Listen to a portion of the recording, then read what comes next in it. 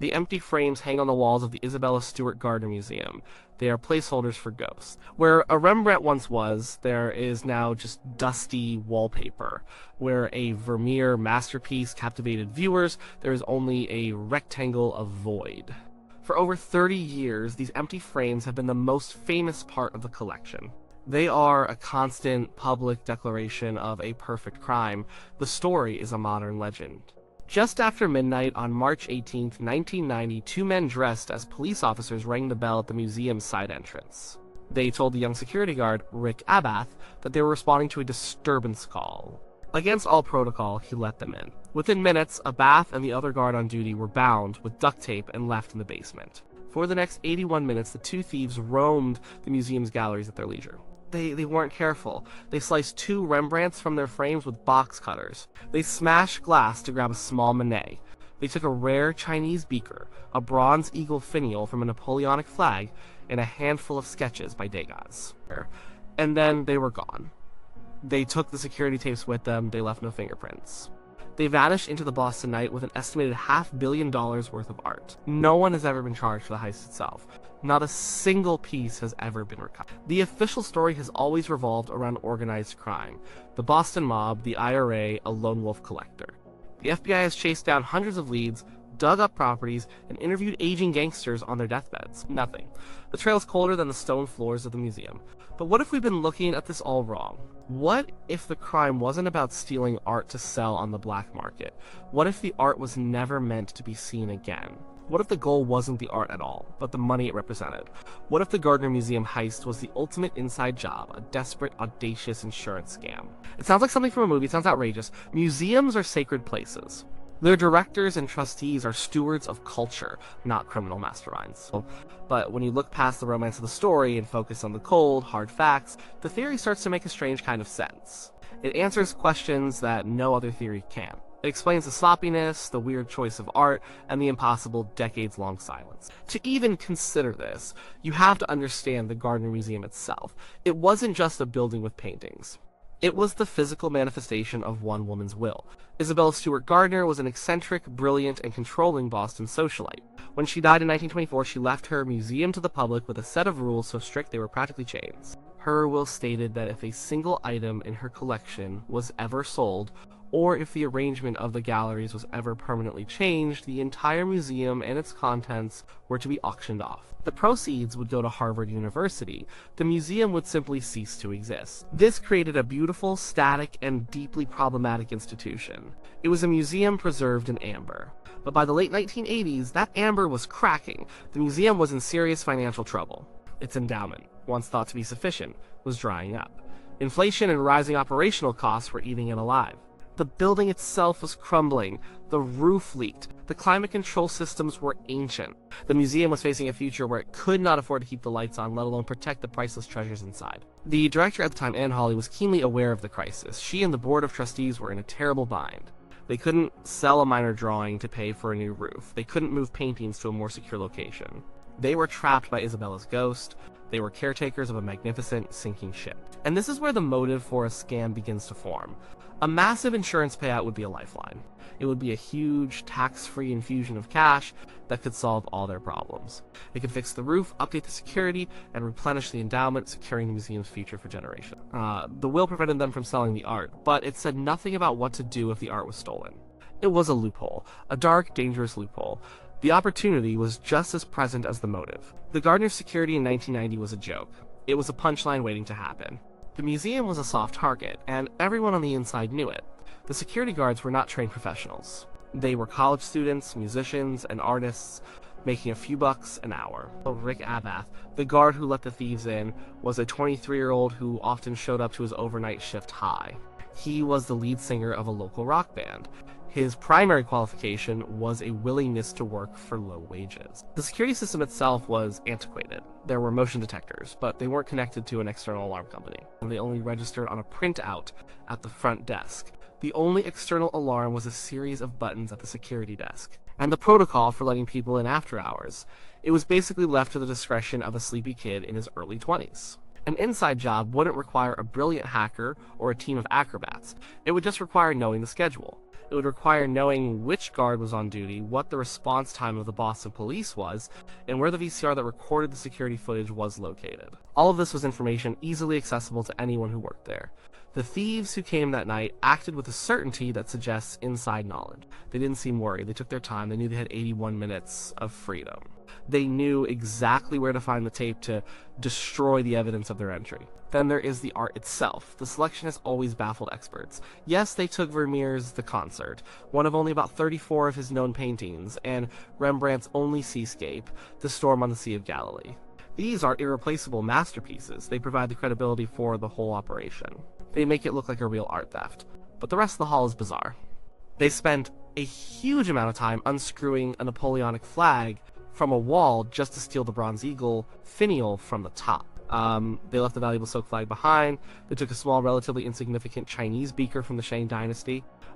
They took a few Degas sketches, but left more valuable ones hanging right next to them. They walked right past a Titian, one of the most valuable paintings in the entire museum.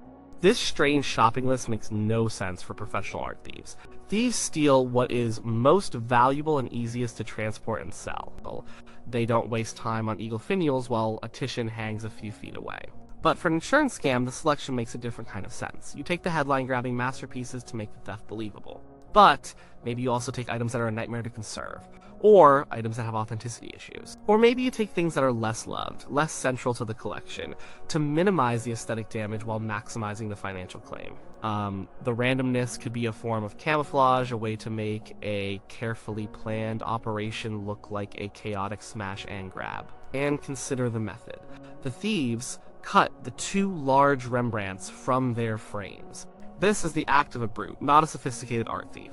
It severely damages the paintings and makes them much harder to sell. Any real professional would know how to properly remove a canvas, but if you never intend to sell the paintings, if their only purpose is to disappear forever so you can collect the insurance, then a quick, violent cut with a knife gets the job done. The damage doesn't matter. The only thing that matters is that the painting is gone. So you have motive, opportunity, and a method that fits the theory. The struggling museum gets a massive cash injection. The lax security makes it easy to pull off, and the bizarre details of the crime itself start to look less random and more calculated. The empty frames on the wall become not just a memorial, but a requirement. According to the will, the collection cannot be changed. By leaving the frames empty, the museum is technically not changing the arrangement. They are honoring the loss, waiting for the art's return, and fulfilling the letter, if not the spirit, of Isabella's command. It's a clever, if cynical, interpretation of the rules. This theory paints a dark picture. It suggests a conspiracy at the highest levels of the museum. It means the director, the head of security, and maybe even a few trustees would have to be involved. They would have had to hire 2 outside men to do the dirty work. They would have had to coach them on the layout, the security weaknesses, and what to take. And then, for more than 30 years, every single person involved would have to keep their mouth shut. That's the hardest part of any conspiracy. The human element, the guilt, the fear of getting caught. But what if the conspiracy wasn't that big? What if it was smaller, more contained? The focus of the investigation has often returned to one man, Rick Abath, the security guard. His story has never quite added up. Why did he open the door? He claimed the cops had warrants for his arrest, but that seems unlikely. He also claimed to have been on patrol in the museum just minutes before the thieves arrived, yet the motion detector printouts showed he hadn't left the desk for over an hour. He was the only person who got a good look at the thieves, yet his descriptions were vague. The FBI has long considered him a person of interest, if not a prime suspect. He failed a polygraph test for what that's worth. He told reporters that the night of the heist was the last time he ever smoked pot. It all feels a little too convenient, a little too rehearsed. What if the inside job wasn't orchestrated by the museum's board, but by a single disgruntled employee? Maybe Abath, a struggling musician who hated his low-paying job, was the key. He had all the knowledge needed. He knew the protocols, the blind spots, the location of the VCR. He could have been the inside man for an outside crew. He could have fed them information. He could have agreed to open the door for a cut of the future profits. This version of the inside job is more plausible. It doesn't require a cabal of art historians and philanthropists to become master criminals. It just requires one young, impressionable, and perhaps greedy guard to make a very bad decision. This would explain the thieves' confidence and knowledge without implicating the entire institution. It brings the crime down from a grand conspiracy to a more common story of betrayal and greed. But it still leaves a crucial question unanswered: what happened to the art? If the Boston mob used a bath to get inside, why haven't the paintings surfaced? Art that valuable?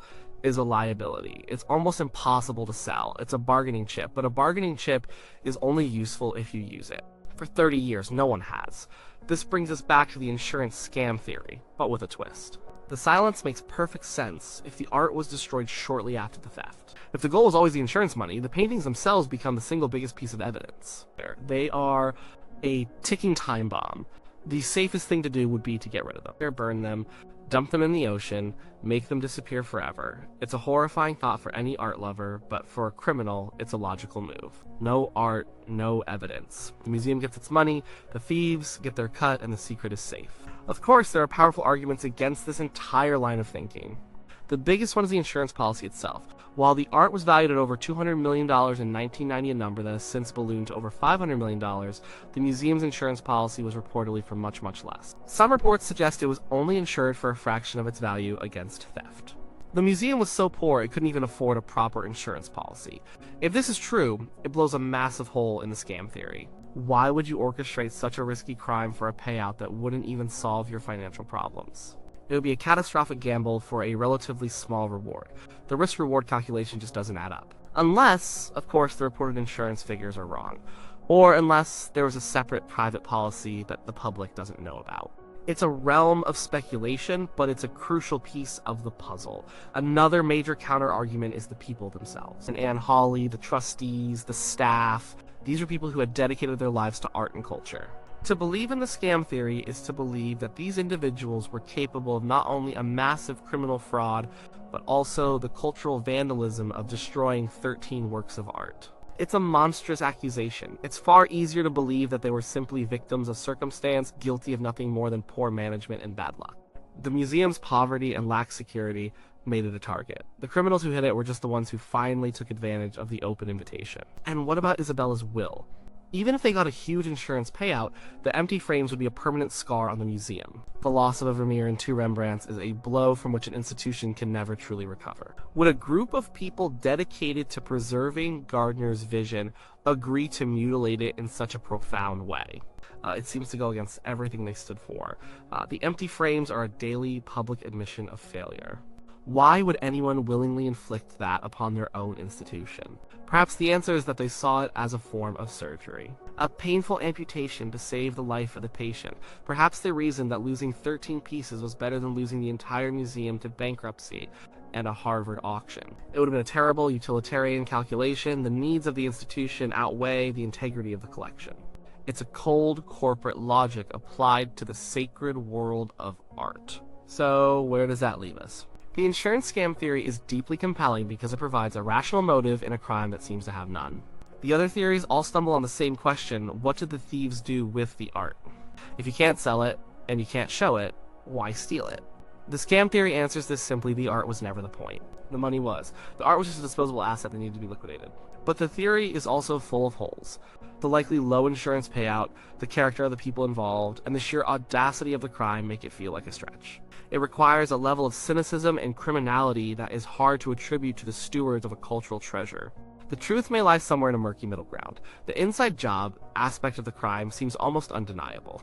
The thieves knew too much, they operated with too much confidence, someone on the inside had to be involved, and Rick Abath remains the most logical candidate. But his involvement doesn't automatically mean the museum administration was behind it. He could have been working with mobsters, he could have been a pawn in a game far bigger than he understood. The ultimate inside job might not have been a scam for the museum's benefit, but a betrayal from within it. The institution's weakness, its poverty, its crumbling security created the perfect environment for a predator. The crime was a symptom of the museum's decay. It was an opportunistic attack that was made possible by internal failure. Decades later, the empty frames remain. They ask a question that has never been answered. They are a monument to a perfect crime, or perhaps a perfect mystery. The insurance scam theory forces us to look at the institution itself not just as a victim, but as a potential player in its own tragedy. It suggests that the greatest threat to our cultural treasures may not always come from the outside, from masked men in the night. Sometimes, the most danger can come from the quiet desperation of those entrusted to protect them. We may never know what really happened on that cold March night in 1990. The people who know are likely dead or will take the secret to their graves. The art is gone, but the theory lingers, a whisper in the quiet galleries of the Gardner. It's a reminder that the simplest explanation for a bizarre event is often the most human one. Not a shadowy international art syndicate or a reclusive billionaire collector, but a group of people in a desperate situation making a terrible choice. The story of the Gardner heist is about the loss of art, yes. But if the scam theory holds any water, it's also a story about the price of preservation, and what happens when the people in charge decide that the only way to save their legacy is to destroy a piece of it. The frames are empty, but the story they tell is full of dark possibilities.